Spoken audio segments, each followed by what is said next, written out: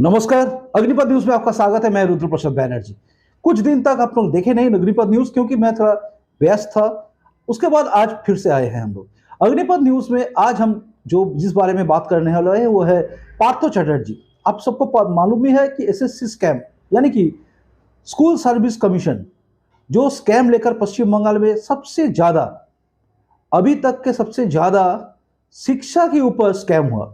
देखिए, यहाँ पर वाम राजत्व था, यानी कि लेफ्ट जो था, उन लोगों का जो 34 साल थे वो लोग, उस समय इतना ज्यादा घोटाला घोटाला हम लोग नहीं देखे।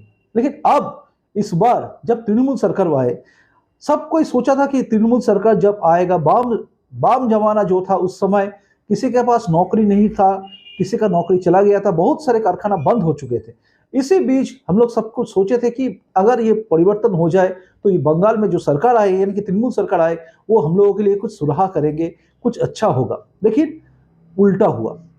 तृणमूल में ऐसा आदमी सब आ गए हैं, तृणमूल का जो नेता बने, मंत्री बने, ये सब ऐसी तरह इस तरह घोटालाबाजी में लिप्त हो गए। यानी कि आप सबसे पहले आप लोग ख्याल कीजिए, जब शारदा कांड हुआ यानी मार्केटिंग केस यानी चिट फंड, वो चिट फंड घोटाला, अब आपको शायद मालूम नहीं है, लेकिन चिट फंड घोटाला में सबसे ज्यादा शायद ये बंगाल में ही हुआ था। और वो भी ममता बनर्जी आने के बाद, यानी कि 2012 से हम लोग देखें, 12 से 14 के बीच हम लोग देखें कितने बड़े बड़े घोटाला हुए।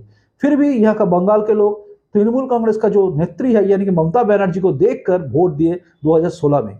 हालांकि इससे ज्यादा भी एक बात था कि इतना ज्यादा वाम से और यानी सीपीएम से इतना ज्यादा परेशान हो चुके थे आदमी कि यहाँ का जनगण सोचे कि चाहे कोई भी हो ये घोटाला करे, लेकिन सीपीएम से तो अच्छा है, ये सोचकर रख दिए थे। और दूसरा बात यह भी है कि तब ना भाजपा था, इस तरह के भाजपा ना था, ना फिर कुछ दूसरा था, यानी कि कोई विकल्प भी नहीं था। आज विकल्प है। 2014 के बाद, 2016 के बाद अब फिर से इलेक्शन हो 2021, यहाँ पर भाजपा आए, एक 70 सीट के ऊपर 77 सीट लेके आए। उसके बाद सब में उम्मीद जागा। लेकिन हम लोग देखते गए कि 2014 के बाद यानी कि 2016 के बाद जो पार्थो चटर्जी जो शिक्षा मंत्री बने यानी कि जो मिनिस्टर ऑफ एजुकेशन बने, तो उसी समय से लेकर आज तक इतने बड़े बड़े घोटाला हो चुके हैं कि उनका जो फ्रेंड, जो अभी तक बताया जाता है कि उसका फ्रेंड, वो फ्रेंड यानी कि गर्ल फ्रेंड जो है अर्पिता मुखर्जी, उनके घर से 20 करोड़ पहले, उसके बाद फिर 28 करोड़, ऐसे करके प्राय लगभग 100 करोड़ के ऊपर पैसा और गहना जो है यानी कि ऑर्नामेंट्स जो है, ये सब मिलके करीबन 100 करोड़ के आसपास चल गए हैं। और जितने सारे प्रॉपर्टी मिल रहा है, ये सब प्रॉपर्टी को अगर आप जोड़े तो लगभग 200 या 300 करोड़ के ऊपर चला जाएगा। और फिर भी और सारे फ्लैट है और 4 गाड़ी है। हालांकि अभी तक पता चला कि 4 गाड़ी निकल चुके थे, 2 गाड़ी अभी तक पकड़ चुके हैं। अभी ऐसा हालत, ऐसा खबर आ रहा है हम लोगों के पास, क्योंकि आमता में शायद इसको 2 गाड़ी को पकड़ा गए हैं। लेकिन इस बात का पुष्टि अभी तक कोई न्यूज़पेपर नहीं किए, इसलिए हम लोग भी एकदम दावे के साथ नहीं कर सकते हैं, क्योंकि वहां पर पकड़ा गया है, ऐसी बातें हो रही है।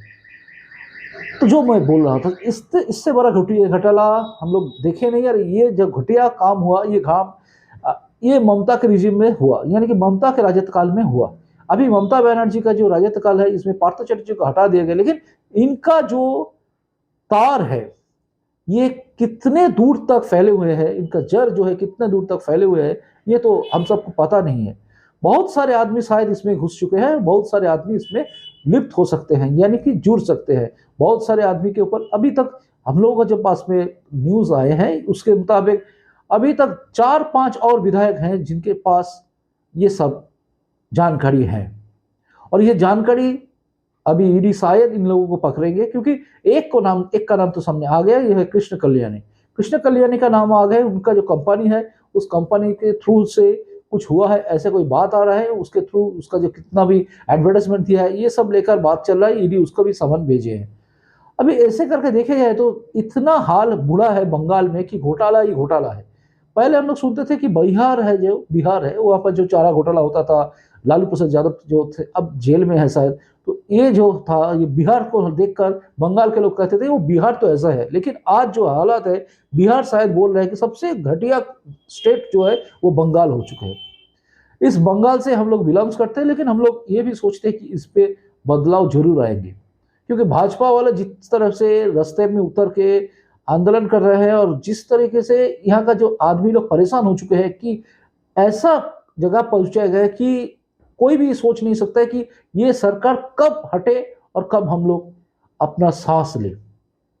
हालत इस तरह है और बंगाल के ये सब लेकर बात लेकर फिर आएंगे कल। रहिए मेरे साथ, चैनल में नए हैं तो सब्सक्राइब कीजिए। मेरा हिंदी थोड़ा लड़खड़ा सकता है लेकिन मैं इतना ज़्यादा घटिया हिंदी भी नहीं बोल पाऊंगा, नहीं बोलूंगा कि प्रधानमंत्री को दूसरा कुछ कहो और राष्ट्रपति को अधीर रंजन चौधरी की तरह राष्ट्रपत्नी बोलूँ, क्योंकि बंगाली हो सकता हूँ लेकिन मेरा जेंडर भूल शायद हो सकता है, लेकिन राष्ट्रपति को राष्ट्रपत्नी बोलना और बंगाली होकर बंगाली इस घेरे में रहना, ये मुझे शोभा नहीं देता। चलते हैं, मिलते हैं फिर कल। नमस्कार।